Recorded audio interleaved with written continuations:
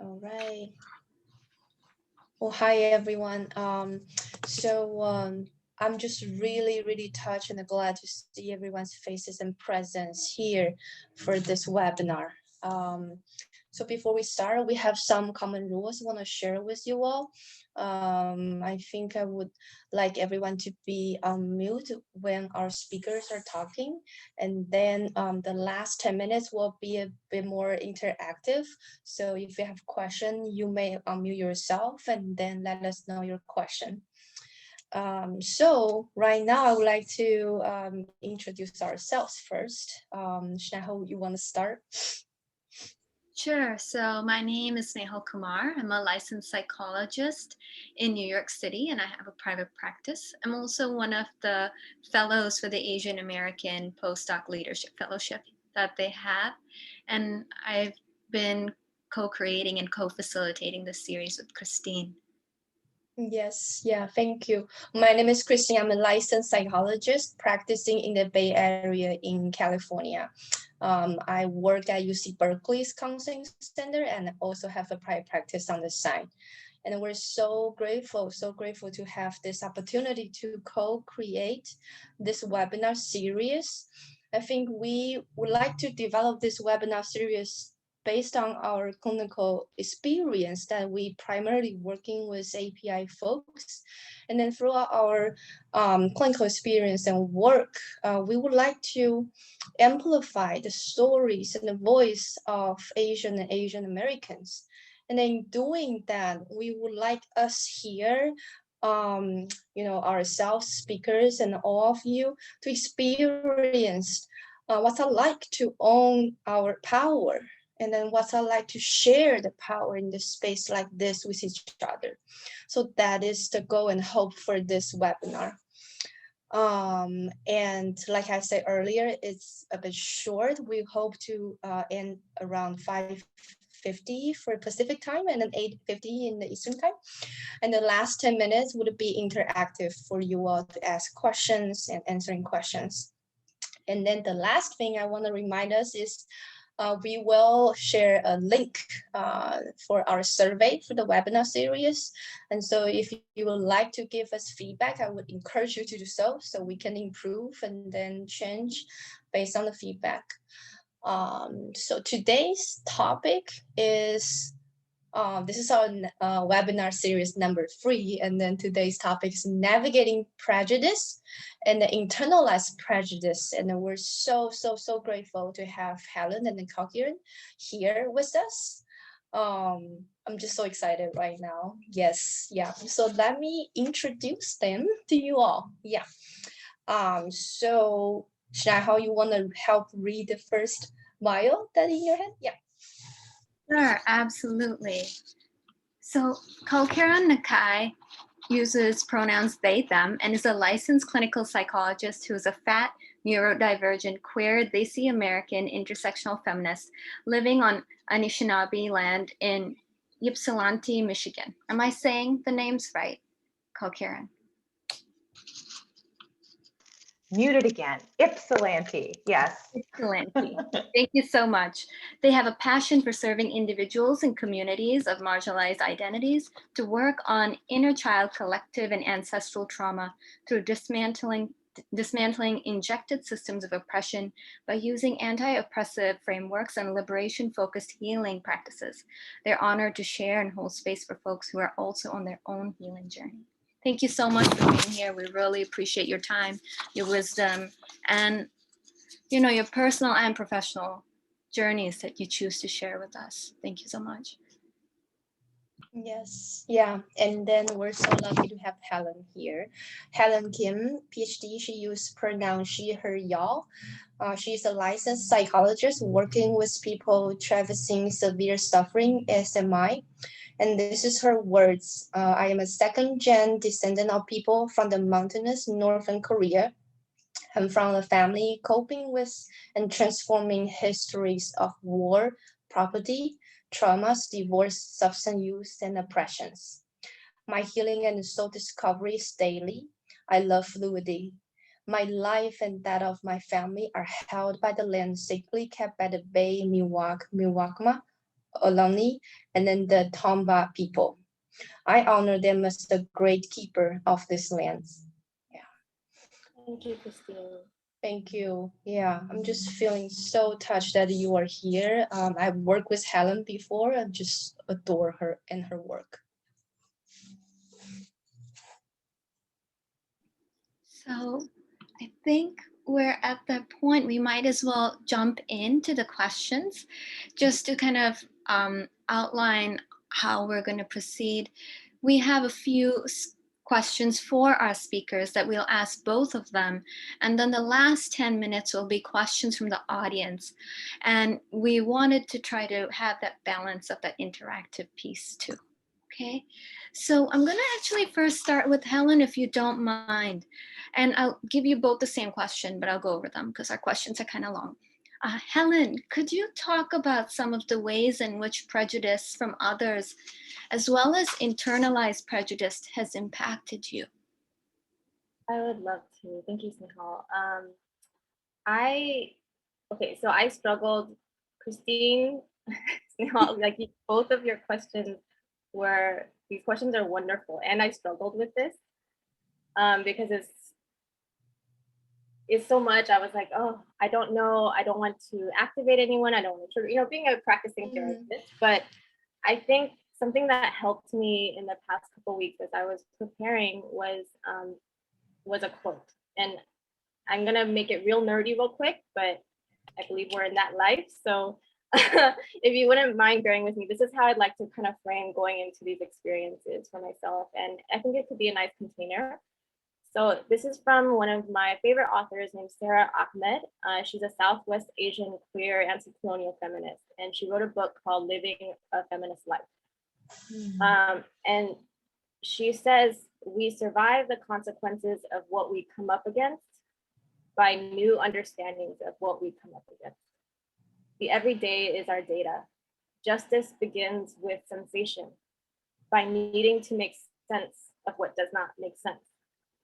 These are the raw materials of our justice instruction. We work to remember what we would prefer to recede, to acquire a clarity. You gather memories like you gather things so that we can get a fuller picture, so that you can make sense of how different experiences connect. Because many of these structures are not visible or tangible unless you come up against them with the pain of your life and your body, which means feeling them is the work of demystifying them and chipping away at them. And we build things often from the shattered pieces.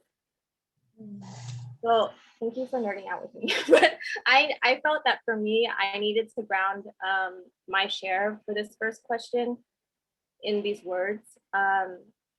Because I was like, I don't want to go into trauma stories, but I kind of do, because I do want to remember. And so my invitation just in these brief couple minutes is like, if what I'm saying could just ricochet back into your memory and your body and in your lives and that of your people, and the people that we live with, our neighbors, our communities. So I think the ways that I remember that both prejudice and internalized prejudice impacted me, it started with a memory of when I was 6 years old outside of, I grew up in LA in a small suburb, and I was in the car waiting for my dad with my two sisters outside of a post office. And the car next to us had two little kids, two little boys inside, and they made slanty eyes at us. And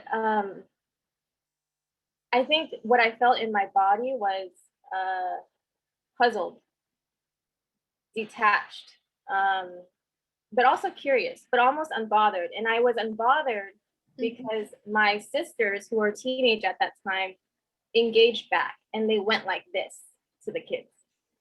So I think that's part of the reason why I could, there was an engagement and there was a defense.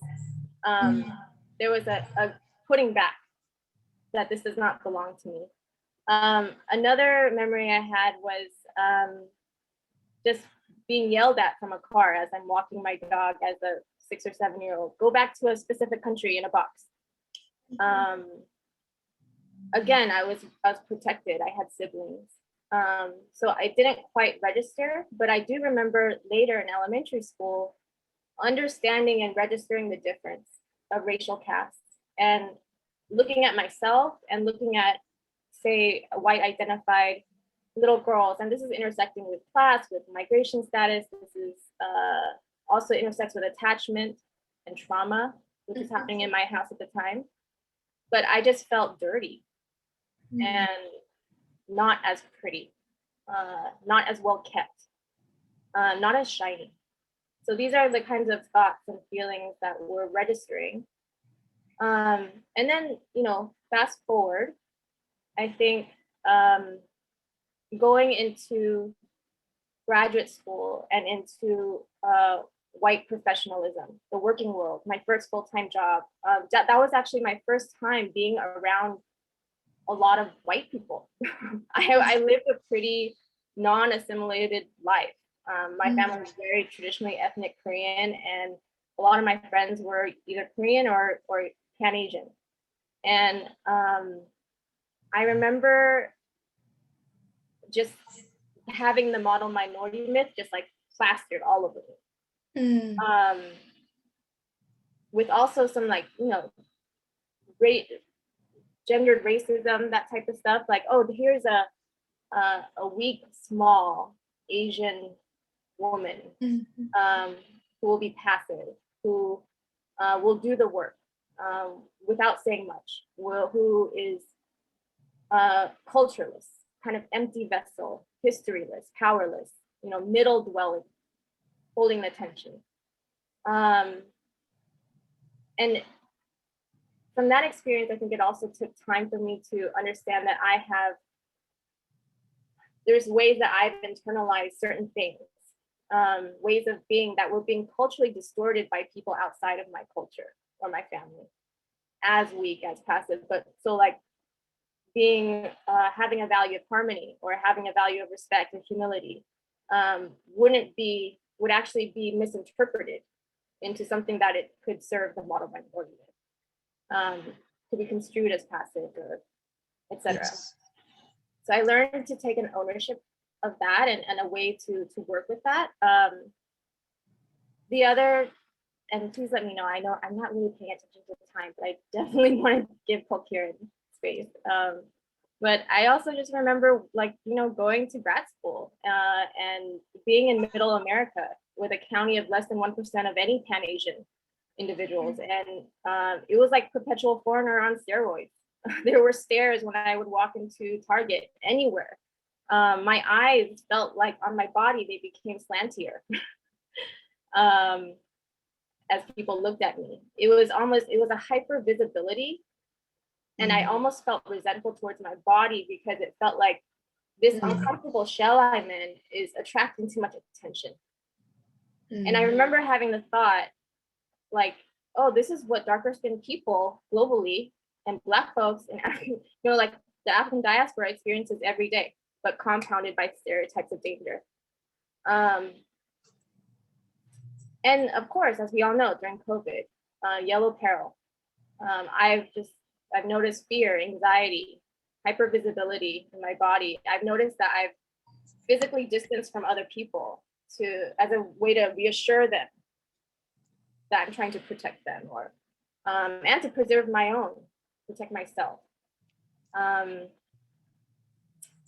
with, you know, the anti-Asian violence that's going on just nationally, it just feels like a lot of vigilance, not wanting to go outside, anger, protectiveness of elders, and honestly with like withdrawal, like not wanting to go outside.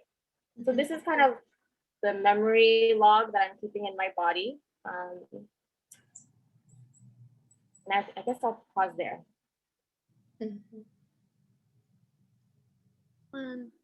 Thank you so much for sharing in such a deep and thoughtful way. You know, the sense of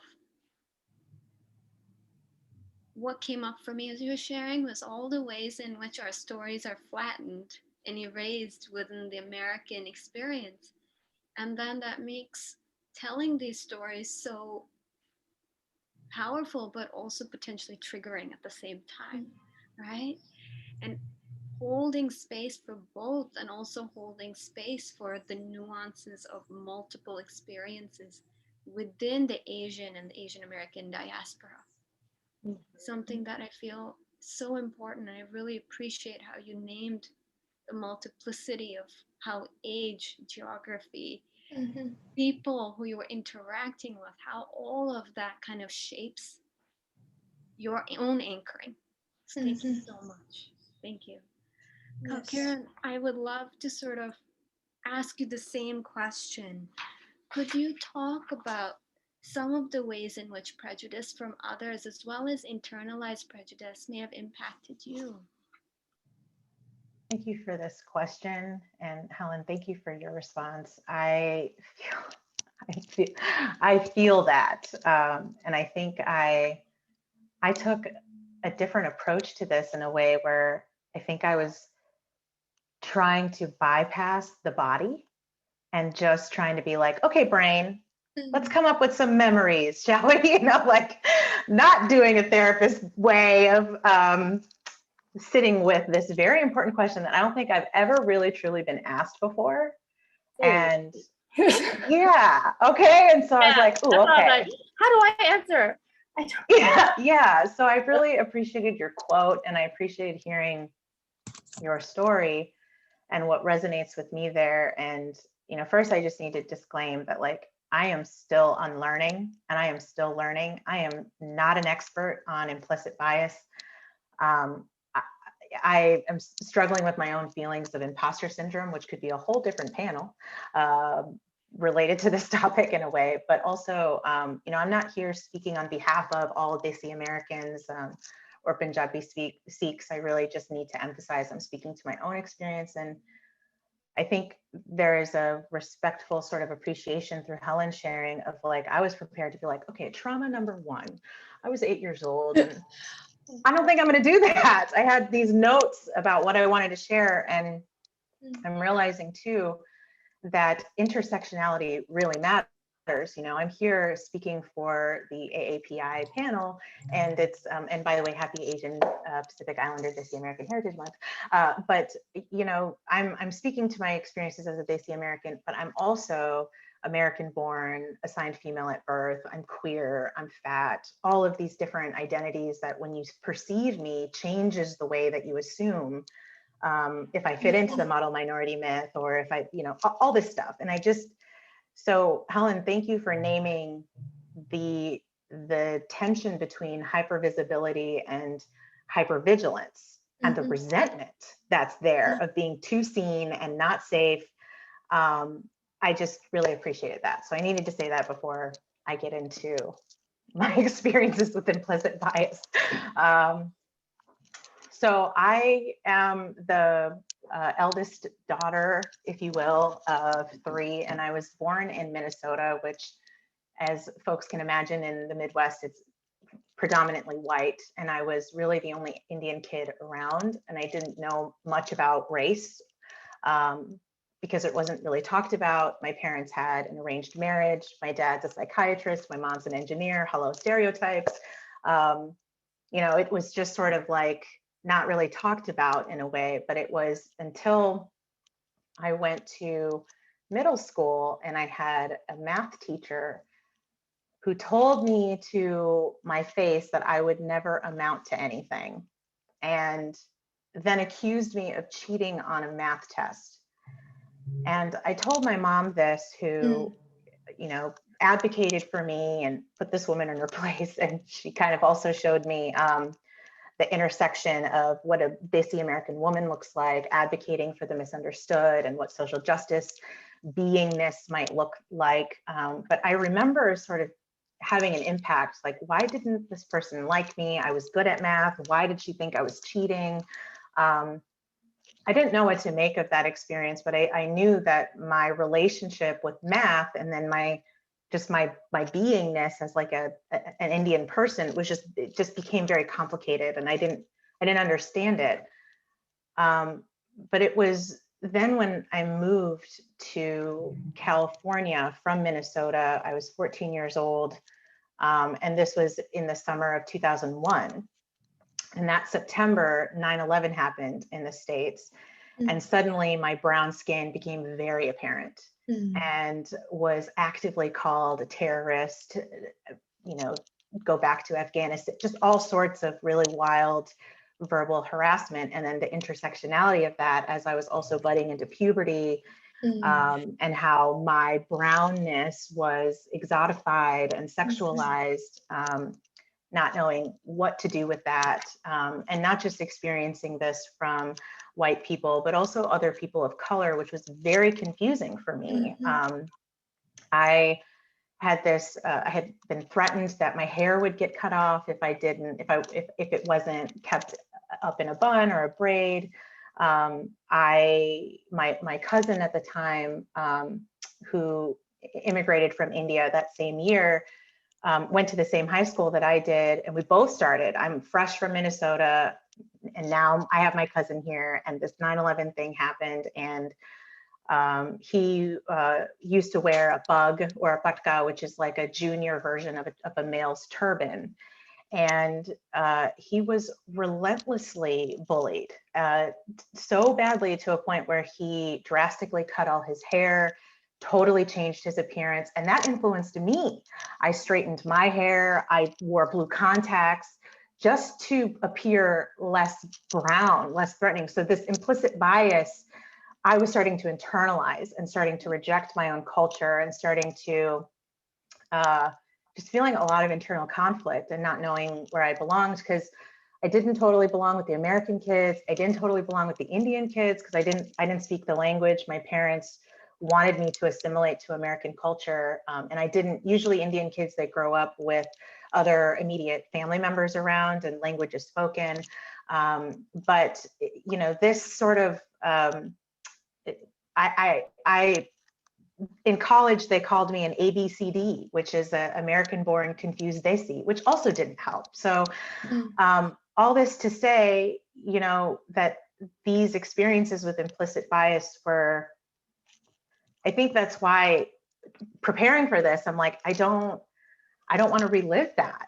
I don't want to experience how painful that was and how disembodied and dehumanized and demoralized I felt without any words to describe any of that. And who could I go to for help?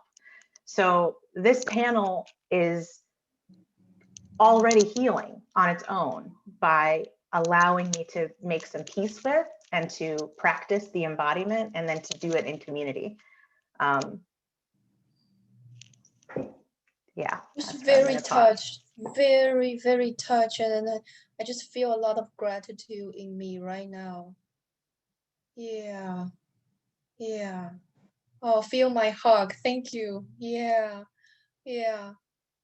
Yeah. Yeah. Just really appreciate your sharing. Really appreciate that. Yeah.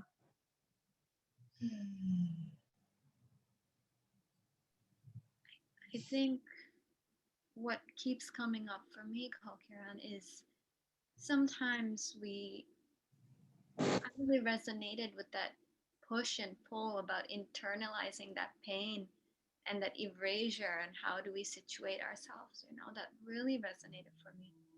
And I really appreciate you being brave and sharing that part of that story, because I know because I'm also Indian, I know how powerful ABCD is. Oh my God, it is a powerful fucking term, you know? And the fact that I think it feels, when Christine and I did this, I think it feels so important for us to have space where we can name the nuances, not only what it means to be AAPI, but the subtleties in which we can almost police each other and judge each other and recognize the humanity in all of us. Yeah. And dismantle some of that pain that kind of traps us from moving together in solidarity. So I think both of you, when I hear you speak, that's really what's coming up. So thank you so much. Yes. Yeah. Now, in terms of time, I'm thinking maybe we can move on to the second question. Helen, are you comfortable with me starting with you again? Okay, perfect. So Helen, would you mind sharing some of the experiences that have helped you process and dismantle some of the prejudice coming from others? You already gave some beautiful examples in the first, when you answered the first question, but if you wouldn't mind going into more detail so we can learn together. Yeah, of course. And I just, I want to lift up what Kieran is saying about like this being healing in itself. I mean, it really was just being invited to think back and to challenge myself to put words amid a lot of what we know is silencing, you know, just, and a lot of kind of a survivalism where we can, our bodies can take in so much, communities and families, and just societally, just taken so much, and kind of forced into a cycle of not integrating or not grieving. But I think that, I mean, this, again, y'all are on fire with these questions. I'm like, I don't know where to begin. We could have like a lifetime to talk about this other. But so let me see, what helps me process and dismantle? I'm gonna say what I've, and I'm, again, I know I'm with all of you. There's a lot of people in this digital room with us. With me, there's like all of my friends and all of my teachers and all of my people, like everyone, like you all of your people. I have learned there's different things at different times, you know, for every time there is a season. But I think my number one thing is that I've learned a lot from my friends at Genesis Healing Institute, is just to protect your vessel. For me, the first thing I like to do once I get that grind of like racial distortion off of me from the collective or wherever it's coming from, or maybe it's come from inside or from, you know, my family or my whatever. But my first thing is I like to do, and this is just me, like Kieran is saying, like this is what works for me right now, is to protect my vessel by doing some kind of emotional hygiene practice. And to be accountable to what I'm actually taking in and what I want to carry with me, and to let things die and live. Like, what do I want to die and what do I want to live? So I really love, after I learned this a couple years ago, I'm like, yes, why didn't I do that when I was a kid? So make a grief, rage, anger practice, and for me, I like to make that my boundary. So if something happens outside where I'm taking on some kind of distortion from someone else and someone's putting something on me, I'm like, I need to call my friend, some trusted safe other, and I need to laugh the crap out of that, or I need to vent. I need to get that out. I need to make a boundary around myself and inside of that boundary, know who I am. And also know what need was just made lacking by whatever encounter was there. Was it lacking respect? Was it lacking empathy? Was it lacking basic human comfort? Was it lacking dignity? And know that I can be accountable to myself, and I can lean onto my community, to my ancestors, my guides, to all of my supports, whether visible or invisible. But I really lean into that grief practice of softening within a protection. And I think there are so many teachers of this. I mean, therapists, all healers and helpers, just friends. But Sandra Kim, who does Rebecoming Human, talks about just like doing some emergency aid, like finding that place on your body, saying, I see you, I feel you, I will care for you, and making that practice. And I personally also like affirmations and I know that, you know, it's not everybody's cup of tea, but that's fine. But I really like it to dispel erasure, to dispel distortion, and just hundreds of years of just marginalized intersectional people just being made into objects that are unfeeling and that are two-dimensional.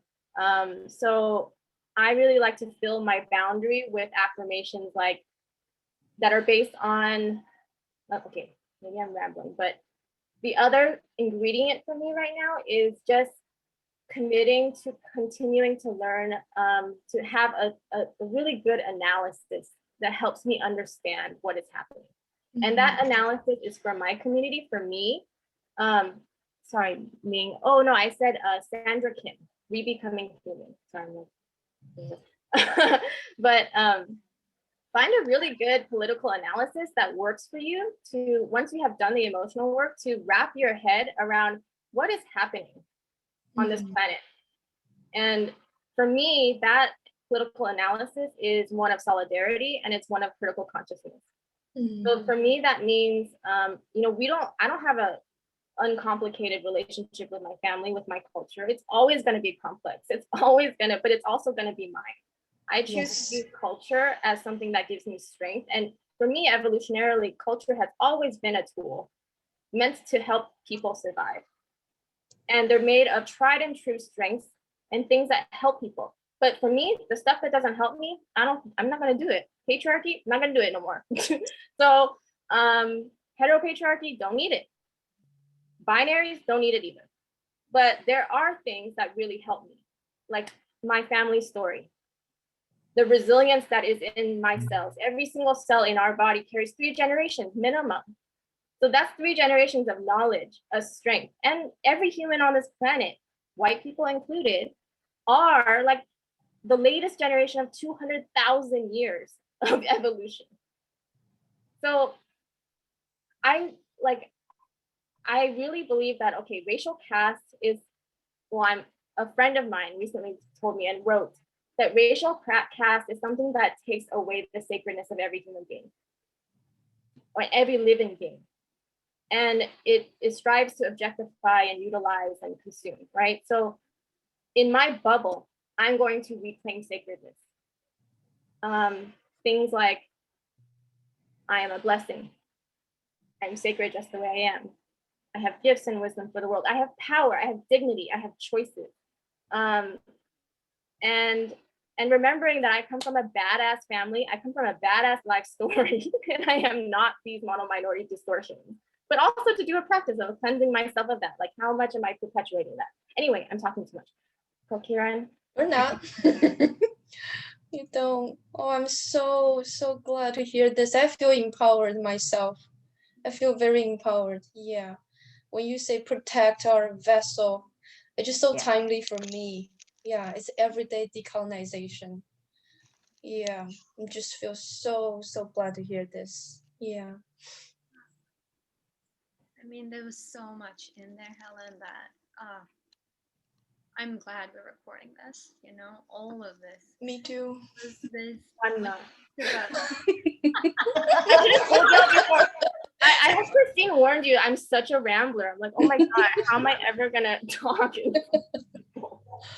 Oh, I love every part of you. The remembered part and then all the parts. Yeah. Yeah, I mean, there was so much in there. I loved how you talk about the cup of tea and how all of us need to find our own and what that looks like and what we lean on might change. But I'm hearing these beautiful ideas, this idea of I am sacred, which is so empowering. Yeah. And it feels like the opposite of what colonization and slavery and all kinds of oppression teach us. So I so appreciated that. So thank you so much. I'm hearing how connection's complex, right? But connection's still beautiful. So thank you so much. And someone here is saying you have permission to take up space in the comments. And Lovely. Lovely. Yes, because so many of us, part of surviving white supremacy and all kinds of oppression is like, right? So this is beautiful. So thank you so much. I'm gonna actually call Karen. I'm gonna move the question to you too. Okay. You know, what experiences have helped you process and dismantle the prejudice that's coming in towards you? Because it sounds like there have been. It's very clear.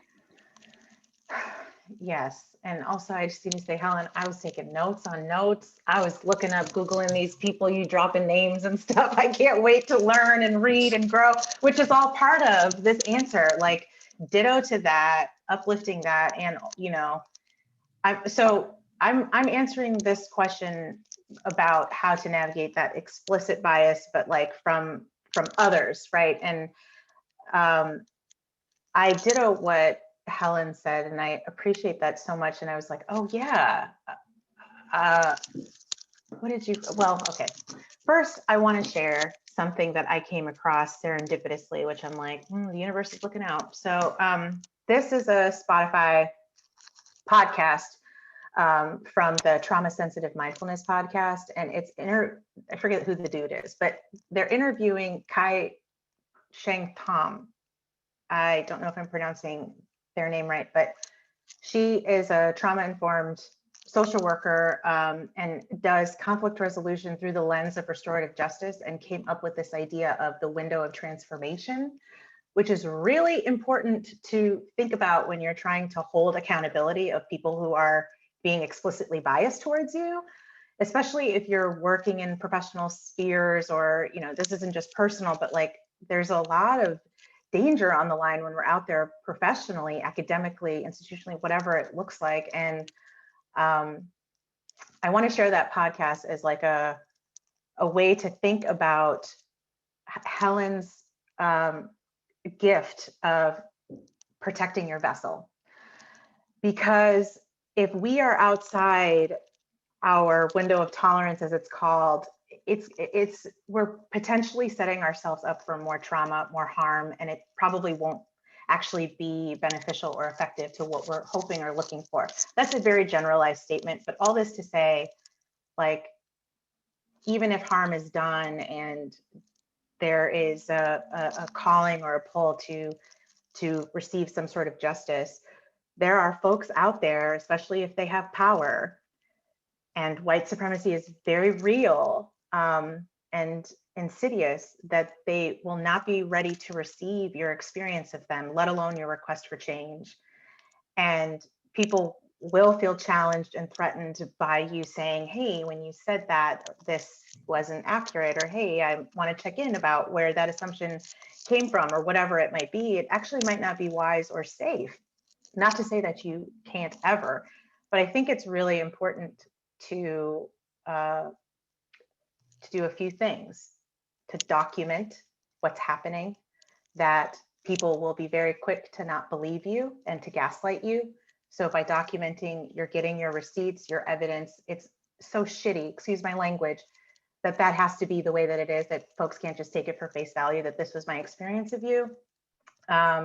Rachel Cargill talks about a white supremacist tactic called DARVO, where they deny attack and they reverse the victim and offender, and they'll make you believe that what you're experiencing isn't actually real, because explicit bias is much more overt, right, rather than implicit bias. But still, you know, I think it's just important to mention that, and then to get support. Don't do this alone.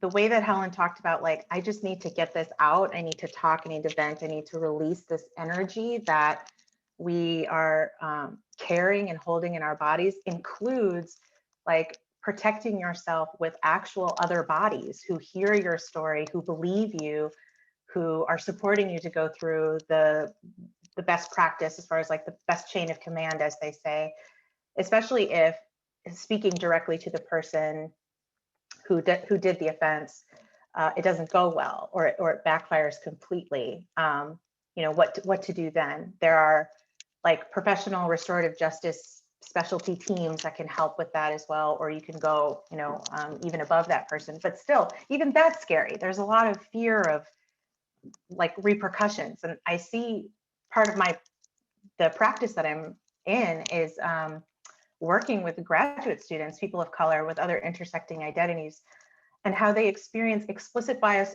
all the time, and they try to bring it up to an advisor, or they try to bring other students involved to try to fight for it, but the university is so protected by their stakeholders and benefactors who are all part of this thing. I mean, I know that this is being recorded, and I just want to make sure that the government isn't going to come after me after like just saying some shit, but like, you know, the paranoia is very real, actually, and justified. So just need to say that. And then two, I think there's this, well, this might not actually be totally fair to say, but because there's a lot of, I think there's a lot of controversy around this, but like white supremacy and what that looks like in action, in relationship, and with power can look like narcissism. Mm-hmm. I'm just going to put that there. That's a whole different panel as well. Mm-hmm. And there's a lot implication there, because I'm not going to get into attachment trauma and all that stuff, but narcissism is used as a way to perpetuate white supremacy and this inherent this violence that we experience in relationship. Yes. And it's really hard when you grow up with trauma and you have to perceive the room and feel energies and anticipate needs and all of this stuff. Like, people of color are basically bred to be codependent people pleasers and empaths. And so there are people in power who have who may or may not have narcissistic qualities. There's a lot here that I'm generalizing and just saying. Again, I'm not an expert or anything, but from my experience and what I think I'm also feeling extra charged because I'm currently in a process where I'm going through a licensing board to report a therapist who was working with me, who I told, hey, I'm experiencing harm by you. You're misgendering me, using exclusive language. And this exact thing that I'm naming, I think why I'm hard on like document, all this stuff, is because I'm living it right now. Yeah. And it hurts, it's painful, it sucks. And there's no support there. The people who I thought were on my side, my team or whatever, betrayed. And so I'm literally licking my wounds right now and trying to form community and resources to support myself through this, because this person is a therapist. We're working with people, and I was also being trained by them, and so it's getting messy. But I just, once we get into the next question about navigating implicit bias, I think it'll help bridge the gap between these two questions. Thank you so much, Kalkiram. I feel like there's so much reality in there, right? Yeah. And I often think about prejudice, and internalized prejudice feels like cultural gaslighting over and over. And I was sensing my body actually tense up as you were naming the reality. And I was like, oh, this is my stuff, because I have learned to sort of pull in when reality gets named, because I'm expecting pain after, right? And it's this. So for me, that was really healing to even hear you speak, and to also notice the ways in which there are these micro choices where we also participate in either liberation or closing. So I really appreciate you sharing. And technically we did have another question, but Christine and I, we did not do time management very well. So what I think we might actually do is, Christine, we might actually move to audience questions, right? Yes. So that way we can get a little bit of that too. But thank you both so much. Wisdom, wisdom, wisdom. Nuance. Thank you. Yes. Yeah. So I know that we say we will end at 5:50 or 8:50 Eastern time. And as I know some folks might leave, and here I remind everyone this is going to be recorded, so you can always watch that on YouTube. I do want to open up here for 2 questions, because we have so precious speakers, Helen and Kalkarian here. Yeah, so 2 questions.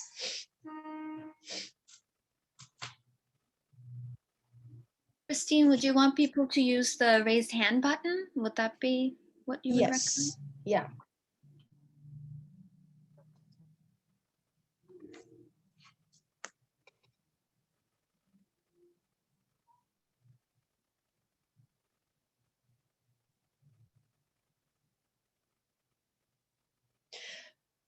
If there's no question, we have a question, right?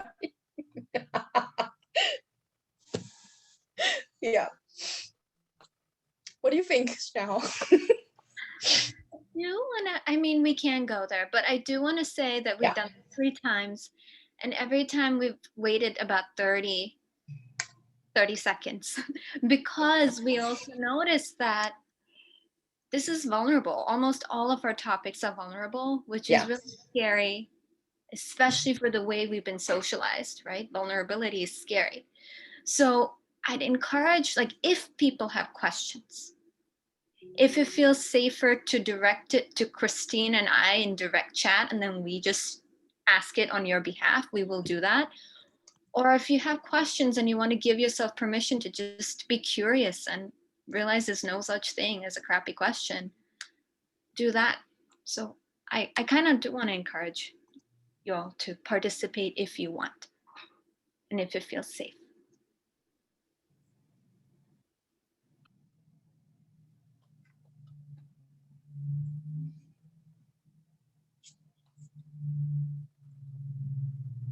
There was one question that just popped up from Kanku, if I pronounced your name correctly.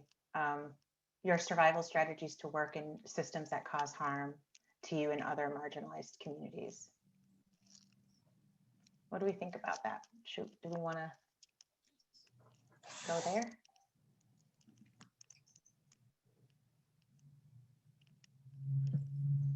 Yeah, I think so.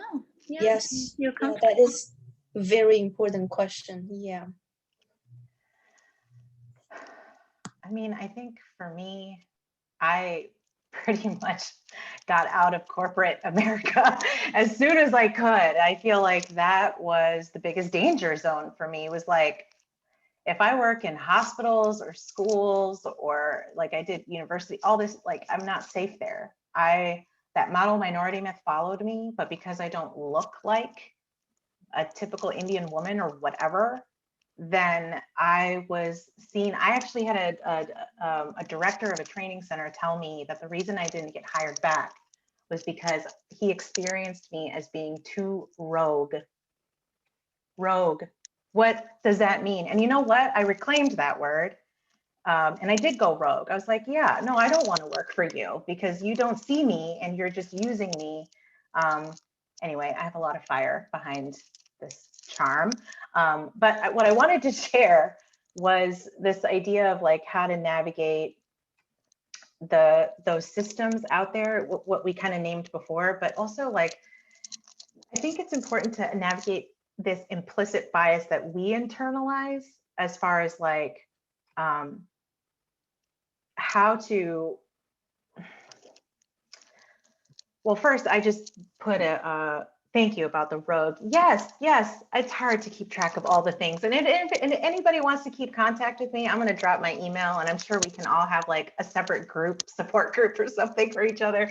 But it's this idea of like energetic boundaries, if this makes sense, of like, here this person is assuming all sorts of nonsense about you. Let's say it's nonsense, just something that's not true. It's stereotypes, it doesn't feel right. And this goes back to Helen's gift of like protecting your vessel, which I think is just so important. Like, you know what your truth is, and people will project and transfer all sorts of things onto you. And so when you feel that and notice that in your body, that doesn't belong to you. It's not yours. You get to decide what you let into your energetic body. And by rejecting that, and putting it back on the person who is, you know, having bias towards you, it's one way of reclaiming that sacred worth, that dignity that is so very easily taken from the way that this system and this society runs. It's very easy to do that, to lose ourselves. And that's, I'm speaking from a place of, this is what happened to me recently, which is why I'm in the place that I'm in, because I thought I was speaking from my sense of truth, but her white supremacy was so sharp that I felt like I was in a twilight zone. I was disoriented by the time I left that space. I had to take 2 days off of work because I was so discombobulated. I was like, what just happened? And I had to work through, okay, this person has a lot of implicit bias. they are not safe for me. I cannot speak directly to them. Like there is a lot of that kind of thing. And the awareness, I think, helps a lot. Once you know who they are and what you're working with, you do that energetic grounding, protective, like I am sacred, I have dignity, and like you own that, you claim that. Otherwise, like, oh my goodness, it's so easy for people to just take that. I can keep going, but that's what comes up for me. Can I actually pause us? Because I mean, there's so much material in here, and it's really telling how much we might need to cultivate these spaces for ourselves. I do want to ask another question, so we have a little bit of space for someone else too. The next question is, how did the two of you begin the work to start understanding your own racial identity and come to terms with how these biases and prejudices shape who you are, right? So maybe maybe we stay with the first part. How did you begin to do the work? Because that is, I mean, it's a really good question. Yes.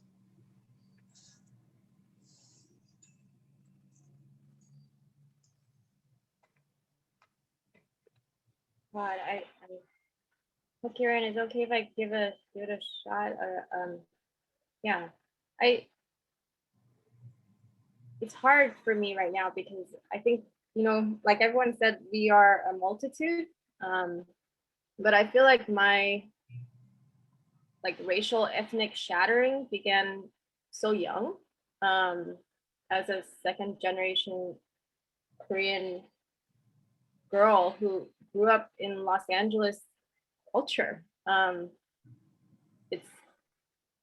I more assimilated toward Black and brown culture than I did towards white culture, but being an Asian within the color binary of white and Black, it's just inherent tension. So there's so much, it can be assimilation or appropriation or appreciate, like there's just, there's kind of an erasing that happens, and as well as an invisibilizing of like who I am at home. So it's just really complicated. So I think for me, honestly, it started with feeling the feeling.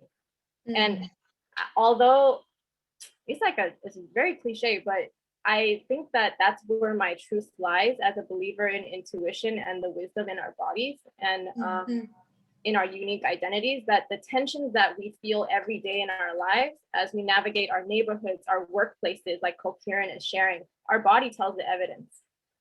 Will always, I've noticed that every time I feel an inkling of tension or something, that has always led me somewhere in my political analysis to understand that there is something happening, though invisible, or maybe it's very visible.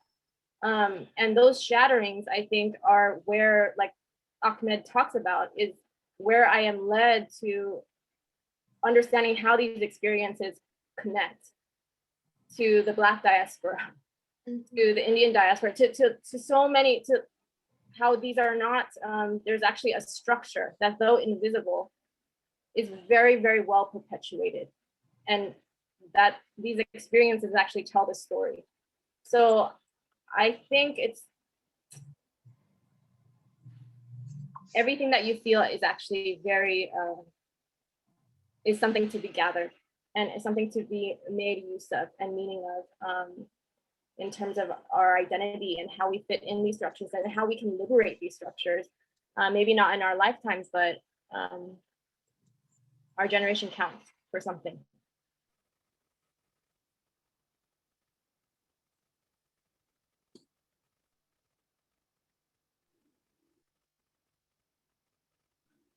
So we do have another question. I do want to be respectful of our speaker's time. Can you check in with yourselves to see if you have capacity for another question, or do you want to kind of close because you've done a lot of work today? And I think it feels okay for the two of you to be like, we're good. I feel like I'm here amongst community and I'm an extrovert in a pandemic, and I want to say yes. And also, I guess it also depends on the question, but I would also love to hear from just anybody, you know, about their experience too. So. Okay. Helen, what about you? What are you? I mean, I got my little light on, my Zoom light. So I'm okay. Okay. Let's stay. Okay. So what are you thinking, Christine? Yeah. Yeah? Yeah. This question is actually for Kalkiran and is related to the situation you talked about of reporting a licensed therapist. How would you advise a graduate student whose career and degree is still very dependent on their university and their supervisor evaluations? How would you advise a grad student to challenge situations where we're experiencing implicit or explicit bias and harm? They're talking about a context where many BIPOC clients withdraw from their programs because they couldn't stand it anymore. I am paraphrasing a bit, but that's. Wow. Yeah, that is like the question. And that's also a lot of reasons why I get graduate students who are people of color who come to see me in therapy. That's a beautiful question, whoever asked that. And it's hard to just answer that without saying like, go to therapy. Oh my gosh, that sounds terrible to say it that way, but really just like to get super duper supportive help, consistent support that like you have a space to speak about your experiences that won't be questioned, that won't be denied or invalidated, where you will be believed, and you'll have time to talk through these experiences to get out some of the intensity of that experience, because it can be, like Helen mentioned too, and I think this is part of my learning, is I'm just now starting to understand somatics, just now learning about something called internal family systems, or Hakomi. These are practices and decolonizing my practice, my mental health practice, and my therapy, and just mental health in general. All of these pieces are really helpful and necessary for stepping up in the real world in this big way, because it's actually quite risky. It is quite a vulnerable thing just to be alive and just to exist in your body, as with the kind of skin that you have or whatever it might be. And I think first and foremost, you know, to be able to learn how to be grounded and embodied in yourself, because if you try to talk to somebody and it doesn't go well, it's my fear, and where I feel protective, and where I'm struggling with right now, is that I thought I had somebody who I could just very freely speak to, because I developed a trusting relationship with, that I felt safe with, to say, hey, my experience is I'm feeling kind of invisible, and I'm feeling overlooked, or whatever it might have been. And I think that's the tragedy of this. And when I see a lot of grad students that come in who are just so broken, and they feel so isolated, and they feel invalidated, and they, you know, helpless, that they don't know what else to do. So really, you know, without offering my own, like, here's my email, give me a call for a consultation on this or something, to be able to get the support that you need around you to document what you experience. And then if you do find somebody in your department, or, you know, who has gone through something similar, or who might know of resources as far as like who else you can go to in the department or in the university or wherever you are, to help advocate for you, to be a mediator, to and or to learn about restorative justice as a way to like have those kinds of conversations with people, embodied, which is a lifelong practice. And so I think some beliefs to practice are that this implicit bias, or this, it's deeply embedded into the collective unconscious. It will take a very long time to change, especially systemically and institutionally. But that doesn't mean that we still can't say something or speak up, no matter how risky that is. Just make sure that you're safe, make sure that you're supported, that you're not alone. I don't know if this is legal or not, but if you need to, I would even record the conversation or something, just to have your receipts. You have to protect yourself, and in the way that this society works, that is what gives you power, more so than even your own direct experience through your words and your story, which is awful. What a hard question. Thank you for asking. And Helen, can I ask Helen? Helen, would you be open to You can ask me collab? Same, yeah, I can't wait to. But no, I'm like this because like I don't know. After how many years of navigating systems, are we asking how to navigate harmful systems? I think like with this particular graduate student who's experiencing implicit bias in this department, how to check in with the advisor or whoever it is that's the authority. Right. And they need their letter of rec and all of that stuff, which is horrible dilemma. Yeah, I as a grad student of color, I hear this from and with the organization I work with, Genesis Healing, we work with a lot of grad students of color, providing mentorship and mentorship. And this is a very, as we know, this is why there's the APA grievance line. This is why that there's, all this stuff. But I think this might not be a great answer, but this is my answer. I would say, like people say, pick your battles, like Kieran is saying, like be very vigilant and aware of what your choices are and what your goal is, because this system will be harmful long after you leave. It has been harmful long before you were there. And I am no longer, this is just for me, I'm not in the business of fixing systems anymore.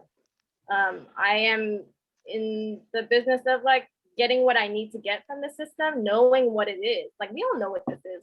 Our families have been navigating systems from the beginning of time. Like we know what it is. It's gonna continue to be what they are. I'm not derealized. I'm just like, I'm gonna get what I'm gonna get, know what it is, and then take an exit. They're not gonna get my energy. I'm not going to become codependent with the system. But I do think that if within a semblance of safety and protection and wise mind, and being able to have advocates and supports who join in meetings, where if there does need to be something said and it can be done without repercussion to you, and that takes evidence, that also takes a lot of research gathering, like looking up what are the grievance policies for students everyone has a manual, every department, every program has a manual. But usually there's a remediation process. So usually you can be somewhat protected. It will take time it will take a couple of rounds for people to actually write down or document so that you will be penalized. And that is actually common. So that's why I say do your research, you know what the system is.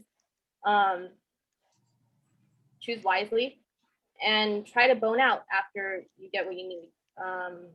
Yes, yeah. Create something that can be healing for you and your people, where you can feel fully alive, fully accepted, and know that you are entitled to your healing and growing process without judgment or penalty. I mean, that's like the opposite of what we're here to do. Yeah, I just really, really appreciate the answers. I think, both of you answered such difficult questions so beautifully and so informative, and actually feel healing to me. I think we are, also manage the time, and before we enter into the ending up business, I wonder if we can all look around each other. Like if you feel safe and comfortable, you can turn on your video and look around that you are held here safely. And this is a beautiful space that I appreciate to share with you all. And then thank you so much to be here, share your wisdom, Helen and Kokarian. I'm so grateful. And so please fill out the survey that I just posted on the chat box. And then I also put our YouTube channel on the chat box too. So it has our previous webinar over there, and this one will be there as well. And then the next webinar will be on June 16. And then the topic is channeling healthy anger. as a leader. So this is something quite relevant to what we're talking about today. Yes, yeah, and Helen and Kilkarian also put a lot of information and resources on the chat box too, so please check it out. Yes, yeah. All right, so much appreciative to see all your faces here. Thank you so much. Yeah. Thank you, Nahal. Thank you, Christine, for organizing this. Thank you, Kilkarian, for like the chance to meet Kilkarian was amazing. I opened Likewise. Night. And thank you everyone for sharing your evening. I know everyone has full lives and days, so thank you for being with us. Thank you. Sending love, grounded, warmth, protective energy Yes. to you all. Yes. Yeah. Thank you. All right. So please fill out the survey, and then we'll end here. Thank you, everyone.